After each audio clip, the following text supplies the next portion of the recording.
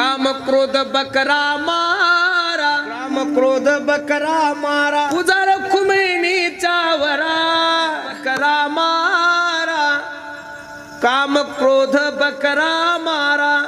नाव देवीचं करतात आणि खातात लोक महाराज. महाराष्ट्रातली कोणतीच देवी नाही घेते ना आतापर्यंत बोकड्याचं काही मुंडकं खाल्लं अजिबात नाही महाराज. बरं लोक म्हणतात महाराज आम्ही 2000चा बोकड्या कबूल केलाय. 5 करा ना, करण्याबद्दल आमचं काही मत नाही, पण 5000चा बोकड्या देण्यापेक्षा त्या देवस्थानाला 5000चे पत्र द्या ना. बोकड्याची काय गरज आहे देवीला? लोकांच्या पोटाची तळगी भरण्यासाठी लोकांनी काढलेला मधला पर्याय म्हणजे नवशी. विठ्ठल विठ्ठल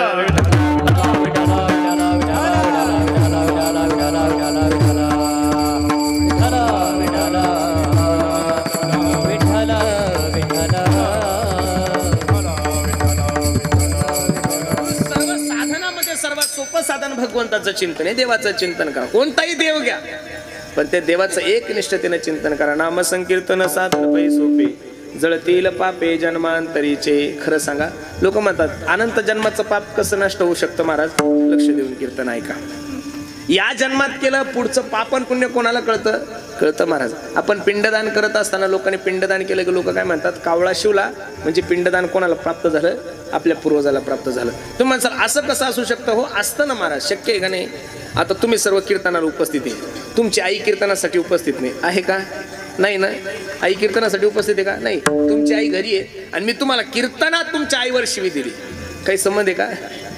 तुम्ही इथं आहे, आई कुठं आहे? आई कुठं आहे तुमची? घरी आहे. मग इथं दिलेली शिवी तिला कशी लागते? ते म्हणतात बरोबर लागते. मग तसं पिंडदान लागतं असं समजून चला. धर्माविषयी जास्त डोके लावत जाऊ नका, बरोबर आहे का नाही? नेमकं अवघड आहे महाराज. लोक फक्त शंका जी घेतात ना ती फक्त आपल्या हिंदू धर्माविषयीच घेतात, बाकीच्या ठिकाणी शंका घेत नाही. शंका को शंका काढून टाका आणि फक्त भगवंताचं चिंतन करा. आणि ते भगवंताचं चिंतन करण्यासाठी तुम्हाला कुठं जंगलात जाण्याची गरज नाही, कुठं हिमालयात जाण्याची गरज नाही. तुम्ही प्रेमानं भजन करा, तो जगाचा मालक सुखानं तुमच्या घरी येईल. अभंगाचं पुत्र नगती सायास नलगती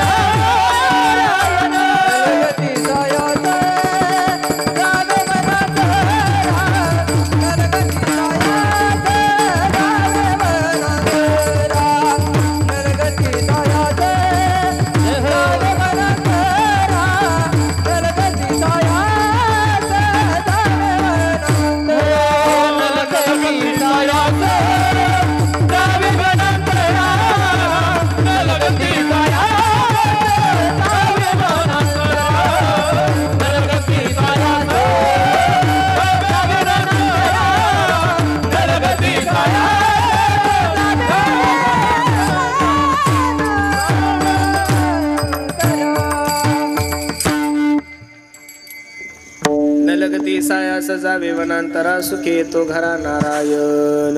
जाण्याची गरज नाही. अनेक संतांचे चरित्र मी तुम्हाला सांगू शकतो की देवाला त्यांना देवाकडे जाण्याची गरज नाही. मातंग ऋषीने शबरी आई साहेबाला सांगितलं होतं, शबरी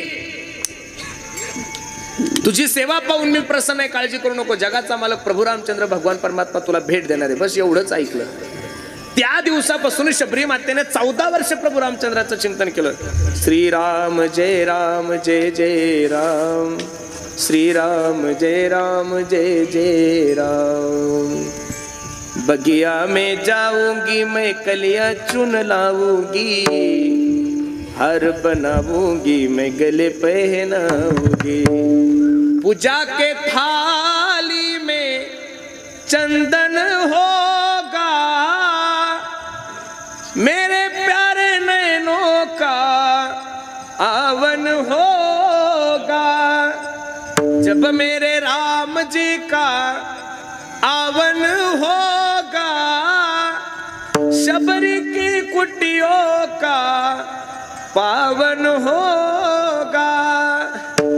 किती वर्ष वाट पाहिली? 14 वर्ष. एवढ्या सहजासहजी परमार्थात मिळत नाही बरं महाराज. तुमचा असा गोड गैरसमज आहे. तुम्हाला असं वाटतं नवरात्र झालं 9 दिवस उपवास केलं म्हणजे देवी आपल्या घरी सालान राहील. अजिबात नाही. उलटे मेले महाराज. काय काय साधू संत खाली मुंडकवर पाय करू.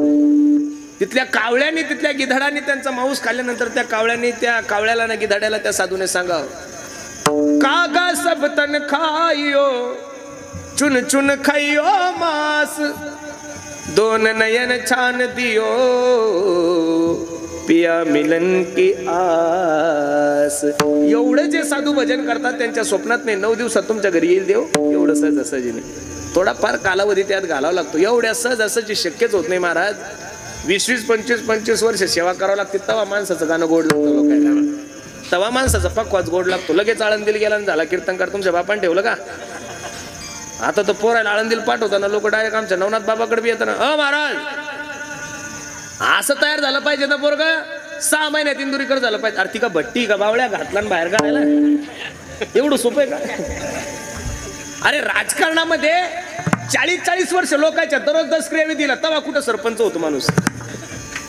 40 वर्ष 10 क्रियाविधी केल्यावर लोक सरपंच होतात. अरे आयुष्य गेलं लोकांचं तरी अजून आमदार नाही, खासदार नाही, सरपंच नाही. आणि परमार्थ का एवढा सोपा आहे का? काहीतरी कालावधी घालावा लागेल ना. म्हणून कालावधी घातल्याशिवाय काहीच नाहीये. म्हणून सर्वांना माझी विनंती, थोडा वेळ देवाची वाट पहा. निश्चित माझा जगाचा मालक सुखे येतो घरा नारायण. पण त्यासाठी काय करा? ठाईच बैसोनी करा एक चित्त, आवडे अनंत आळवावा. हे 3 शब्द खूप महत्वाचे. आवडे, अनंत आणि आळवावा. आज आवडीने नाही चालू, सगळं सवडीनं चालू आहे महाराज. काय देवी पुढं गाणे म्हणतील काही सांगता येत नाही महाराज. अवघड झालेलं आहे हो. चांदन चांदन हे काही गाणं आहे का? कुठून चांगलंय. जे म्हणतात ते बिचारे भाग्यवान आहे. मी रात्री प्रवास करत होतो. मग आता प्रत्येक ठिकाणी डेकोरेशन चालू होते मन देवी मातेचे. एका ठिकाणी आमच्या ड्रायव्हरला झोप यायला लागली. मला थांबव बापा गाडी, तू चहा घे, तोंडावर पाणी मार थोडं. आणि नेमकं तिथं नवरात्र उत्सवाची तयारी चालू होती. मग पोरायनं गाणे लावले होते. काय गाणे काय मेळे. मळ्याच्या मळ्यामध्ये कोण ग उभी. हे काय गाणं आहे का? हे गाणं आहे ना जुनं. मळ्याच्या मळ्यामध्ये त्याच्यावर चाल लावली त्यानं. देवाच्या देवळात कोण ग उभी, मळवट भरते मी आहे उभी न जगदंबा. दर्शन दे ग मला न थांबू कुठवरी जगदंबा. लिहिणारा भाग्यवान आणि चाली जोडणारा त्याच्यापेक्षा भाग्यवान. दोघांना नदीला नेऊन आणलं पाहिजे. किती कठीण तळ आहे. देवी मातेला कुठं म्हणायचं. नामदेवरायचे अभंग आहे, गात्याचे अभंग आहे. किती गुण आहे. अनादि निर्गुण प्रगटली हवा, निर्गुण प्रगटली हवा. अनादि निर्गुण प्रगटली भवा, निर्गुण प्रगटली भवा.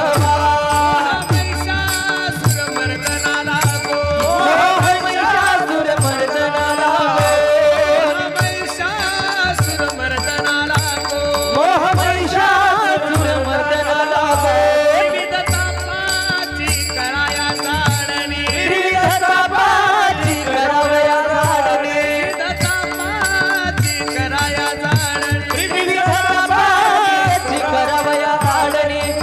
लागे तू पावासी निर्वाणी, भक्त लागे तू पावाची निर्वाणी, लागे तू पावासी निर्वाणी, भक्त लागे तू पावाची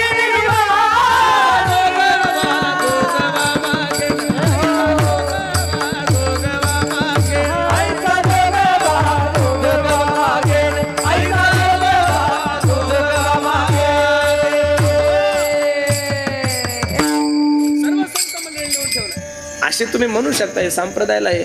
काही लोक म्हणतात तुम्ही हे म्हणा ते म्हणा, लोक खुश होण्यासाठी काही नका म्हणू. हे बाबा, लोक खुश होण्यासाठी काही म्हणू नका, देव खुश होण्यासाठी म्हणायचा प्रयत्न करा.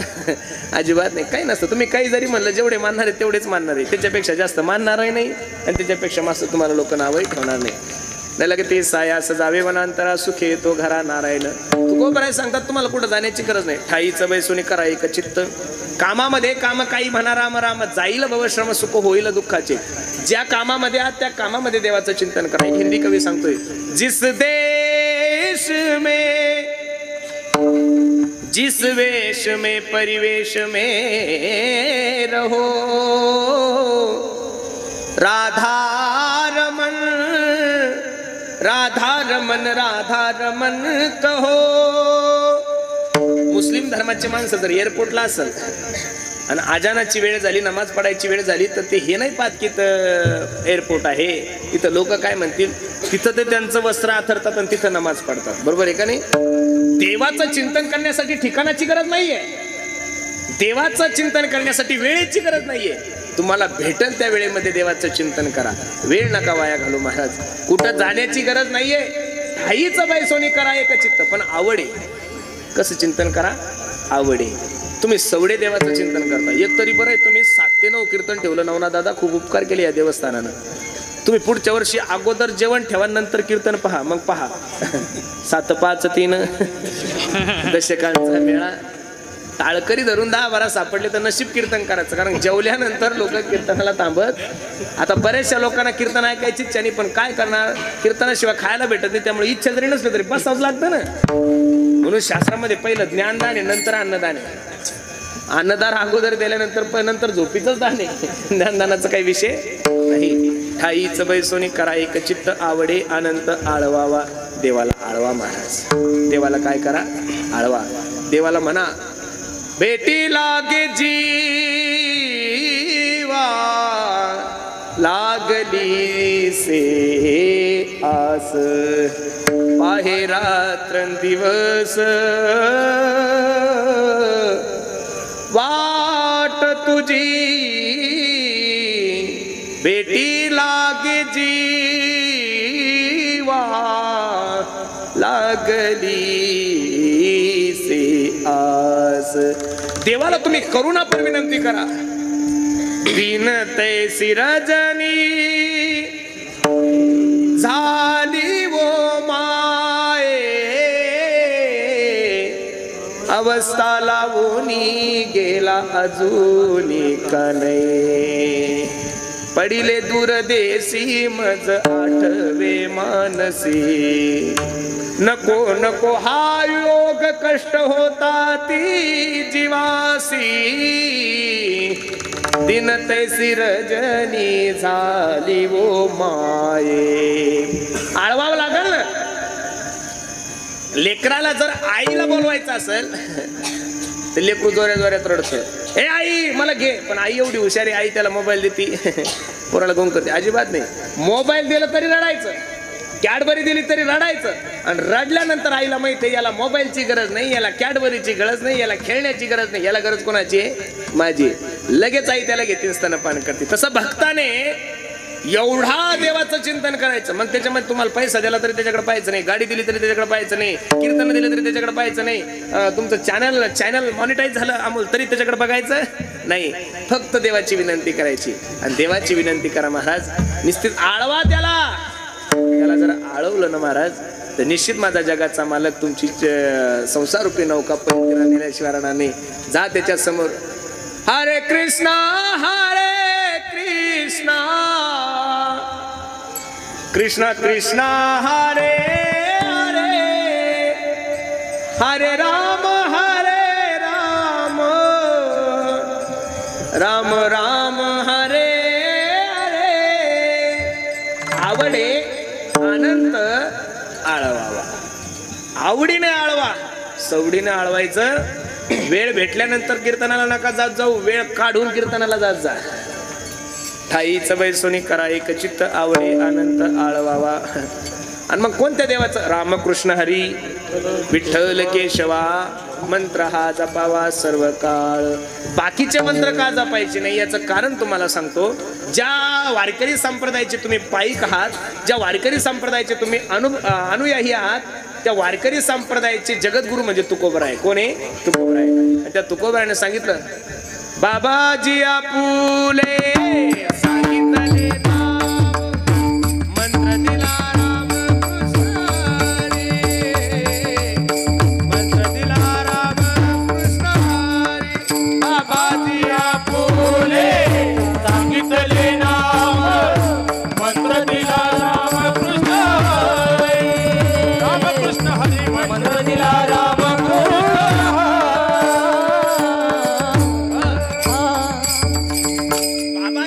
सांगितले नाम मंत्र दिला रामकृष्ण हरी. या बाबांना हा मंत्र दिला आणि तुझं कल्याण होईल. अजिबात त्या भानगडीत म्हणायचं. रामकृष्ण हरीच म्हणायचं, बाकीचं म्हणायचं नाही. काही जरी झालं तर रामकृष्ण हरी, रामकृष्ण हरी, रामकृष्ण हरी आणि रामकृष्ण हरी.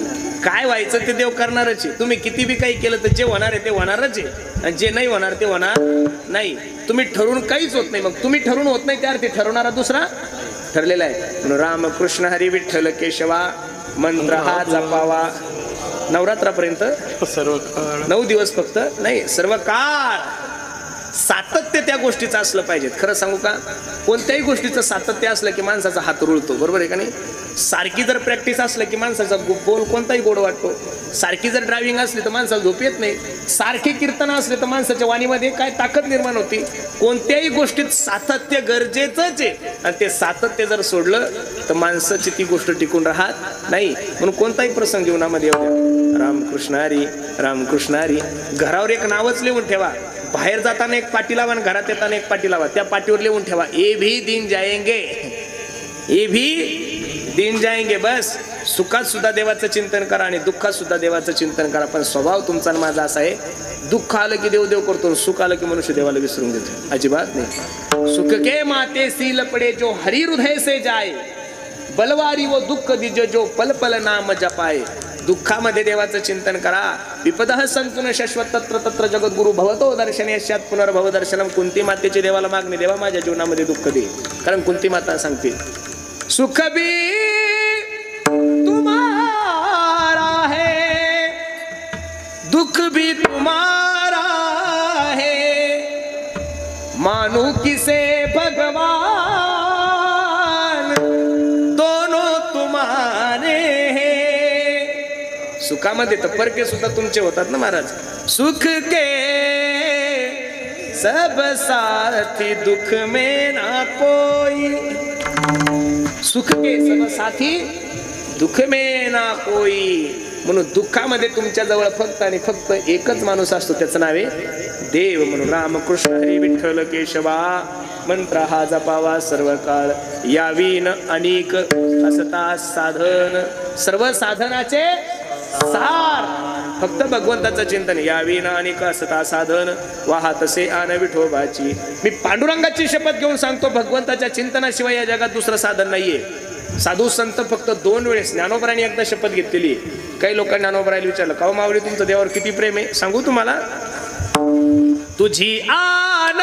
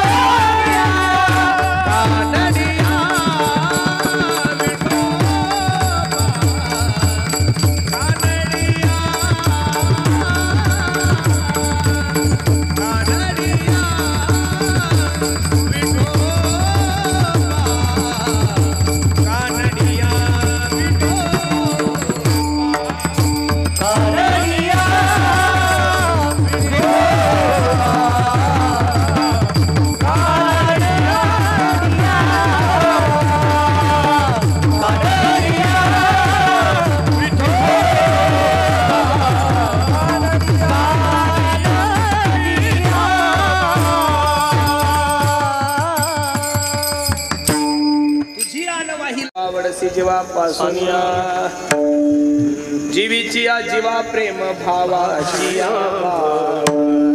सगळे ज्ञानोबराचे अभंग पहा. यावीन अनेक असता साधन वाहत स्यान विठोबाची. मग हे सगळं सोपं आहे. तुका म्हणे सोपे सर्वात सोपं काय आहे? भगवंताचं चिंतन आहे. पण शेवटी कुठे टोकली तुकोबराने शहाणा तो धनी घेत आहे. घेत असो घेत असे किंवा घेत आहे दोन पाठ आहे. तुका म्हणे सोपे आहे सर्वाहुनी शहाणा तो धनी घेतो येते न लगती सायास जावे वनांतरा सुखे येतो घरा नारायण. मग सर्वात सोपं साधन जर भगवंताचं चिंतन आहे, कुठं जाण्याची गरज नाही, सर्वात सोपं आहे. मग ते चिंतन तुम्ही आणि मी का करू नये म्हणून एकदा प्रेमानं सर्वांना हात वर करून विठोबा रखुमाई जय जय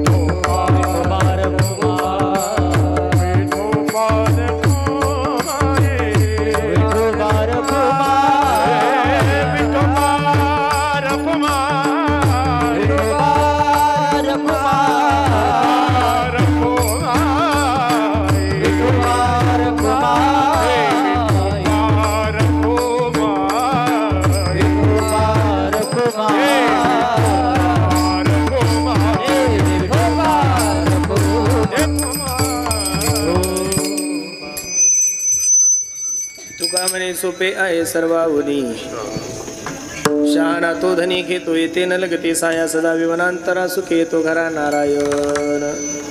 श्री मळाबाई देवीच्या या शारदीय नवरात्र उत्सवानिमित्त पहिल्या दिवसाची सेवा सर्व संस्थांच्या वतीने तथा नवनाथ दादांच्या वतीने माझ्याकडे आलेली. 9 दिवसाचा पहिला दिवस आहे. आजची पहिली माळे. किती माळे? पहिली माळे. 9 दिवस अजून 8 दिवस तुमच्या आणि माझी शिल्लक. माझी सर्वांना विनंती मायबाप, निश्चित नवरात्र उत्सव साजरे करत असताना उपवास धरत असताना तुमच्या जीवनाच्या व्यसनाचा उपवास धरा. नक्की देवी मातेची कृपा तुमच्यावर झाल्याशिवाय नवरात्रामध्ये उपवास धरत असताना तुम्ही सत्य बोलण्याचा उपवास धरा. निश्चित देवी मातेची कृपा तुमच्यावर झाल्याशिवाय राहणार नाही. जीवनभर मी लोकांसोबत चांगलं वागेल याचा उपवास धरा. जीवनामध्ये निश्चित देवी मातेची कृपा तुमच्यावर झाल्याशिवाय राहणार नाही. 9 दिवस उपवास धरायचे आणि उपवास दसऱ्याच्या दिवशी लगेच दुसऱ्याची शिटी ताब्यात घ्यायची. फायदा नाही बरं काही त्याचा, अजिबात नाही.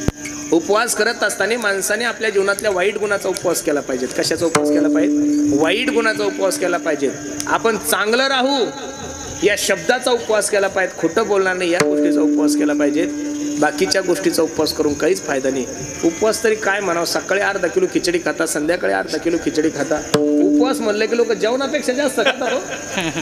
आणि तुमच्या पश्चिम महाराष्ट्रातलं जर एकादशी म्हणली की महाराज असं वाटतं दिवाळीचे काय करू हो. असं जर ज्या खायला उपवासाला असेल तर मनुष्य वर्षभर खाईल ना? अजिबात नाही.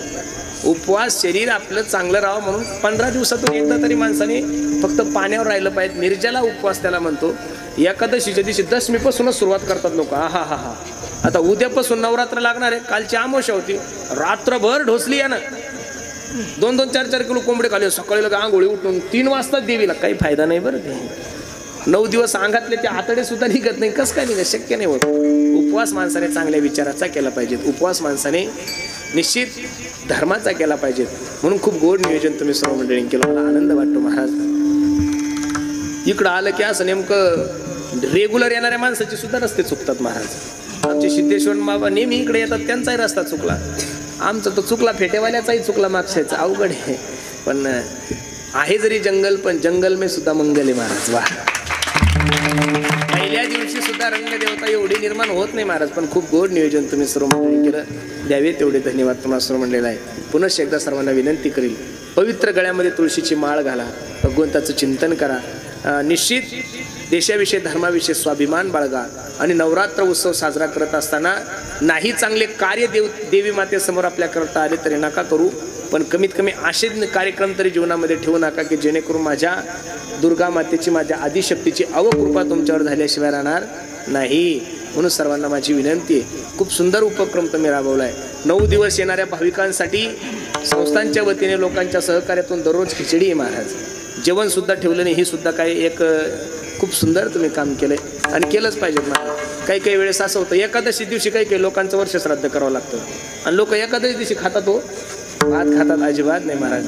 एकादशी असेल, सोमवार असेल, हे उपवास शास्त्राने सांगितलेले हे उपवास माणसाने केलेच पाहिजेत. म्हणून खूप सुंदर नियोजन तुम्ही सर्व मंडळींनी केलं. पुन्हा एकदा सर्वांच्या चरणी मी माझा माता ठेवतो, वाणीला पूर्ण विराम देतो. जाता जाता सर्वांना विनंती करतो, प्रत्येकाने आपल्या आईची धर्माची सेवा करा. मला खूप गोड वाटतंय महाराज. एक सांगू, आमच्या नवनाथ दादांनी खूप सुंदर कार्य हाती घेतले महाराज. एक अनाथ आश्रम, त्यांनी मला सांगितलं म्हणे 60-65 मुलं अनाथ मुलं मी सांभाळतोय. चांगली गोष्ट आहे महाराज. नवरात्रात उपवास करण्यापेक्षा, नवरात्रात बाकीचे कार्यक्रम ठेवण्यापेक्षा या अनाथ लेकरांना जरी तुम्ही खाऊ घातलं तर देवी मातेची कृपा तुमच्यावर झाल्याशिवाय मला स्वाभिमान आहे महाराज. एखादा माझा गुरुबंधू, माझा भाऊ जर एखादा धर्माचं काम हाती घेऊन जर पुढे चालला असेल ना, तर निश्चित धर्मातल्या प्रत्येक माणसाने बसा बसा, आलं माझ्या लक्षात, बस बसा खाली, बस ताना घेऊ. एखादा धर्माचं काम घेऊन जर एखादा मनुष्य आपला पुढे चालला असेल ना, तर माझे सर्व लोकांना विनंती आहे, त्याचे पाय ओढण्यापेक्षा त्या माणसाला सहकार्य करण्याचा प्रयत्न करा. पाठीमागं सप्त्यामध्ये माझ्या मित्राने, माझ्या सोपान महाराजांनी, मैत्री आमच्या सिद्धेश्वर दादांनी खूप सहकार्य लोक करतात. आणि का करू नये? आपला मनुष्य जर आपल्याला जे धर्माचं काम होत नाही, आपला एखादा धर्माचा मनुष्य जर धर्माचं काम करत असेल तर माझी सर्वांना विनंती आहे, धर्माचं काम करणारा मनुष्य कोणत्या जातीचा आहे, कोणत्या धर्माचा हे नका पाहू, त्याच्या पाठीमागं सर्वांनी उभे राहा. मी तर नेहमी सांगत असतो, अरे तुमच्या पोरांचे वाढदिवस, तुमच्या लग्नाचे वाढदिवस 5 स्टारला करण्यापेक्षा, 7 स्टारला करण्यापेक्षा कधीतरी तुमच्या लग्नाचा वाढदिवस, अॅनिव्हर्सरी म्हणतात त्याला, तुम्ही काय म्हणतात, लग्न, सगळ्या दुःखाच्या दिवसाची सुद्धा लोक एवढ्या सुंदरतेनं अॅनिव्हर्सरी म्हणतो त्याला आपण, वाढदिवस म्हणतो. तो वाढदिवस कधीतरी हॉटेलला करण्यापेक्षा, धरणाच्या काठी जाऊन करण्यापेक्षा, दारू पिऊन हॉटेलला खाऊन करण्यापेक्षा कधीतरी माझ्या या गोर गरीब अनाथ मुलांसमोर जाऊन करा. मी सांगू, त्या अनाथ मुलांना तुम्ही ज्यावेळेस तुमच्या हाताने खाऊ घालचाल ना महाराज, त्यांच्या चेहऱ्यावरचं जे हास्य ते 7 स्टार हॉटेलला सुद्धा मिळणार नाही, एवढी ताकद. म्हणून सर्वांना माझी विनंती आहे, मला आनंद वाटतो महाराज, प्रत्येक धर्म कार्य करणाऱ्या माणसाने काहीतरी जीवनामध्ये सेवा केली पाहिजे. कोणी गायीची सेवा करतंय, कोणी अनाथ आश्रम काढतंय. आज वारकरी शिक्षण संस्थेमध्ये जर काही लोक पाहिले की त्यांना माय नाही, बाप नाही, अरे ज्या माणसाला मुलं होत नसतील त्यांनी मुलं होईल ना होईल तो नशिबाचा खेळ आहे आपल्या, बरोबर आहे का नाही? अरे एखादा अनाथ आश्रमातला मुलगा जर वर्षभर त्याचा शिक्षणाचा खर्च घेतला तर स्वतःच्या लेकरापेक्षा जास्त समाधान तुम्हाला प्राप्त होईल. याचं कारण तुम्हाला सांगतो, स्वतःचं पैशामुळे कधी बिघडू शकतं, अनाथ कधी बिघडणार नाही. का? कारण त्याला मायबापाची काही जाणीव आहे. म्हणून खूप सुंदर नियोजन आमच्या नवनाथ दादानी केलं. ते मला म्हणे, महाराज मला तुम्ही पुढची तारीख घ्या. मला नवनाथ दादा, मला पुढचं मागचं काय, दिवस जो खाली आहे तो देतो. आणि त्यांच्या विनंतीला मान देऊन तुम्हाला सर्व मायबापाच्या दर्शनाचा योग माझ्या जीवनामध्ये प्राप्त झालाय.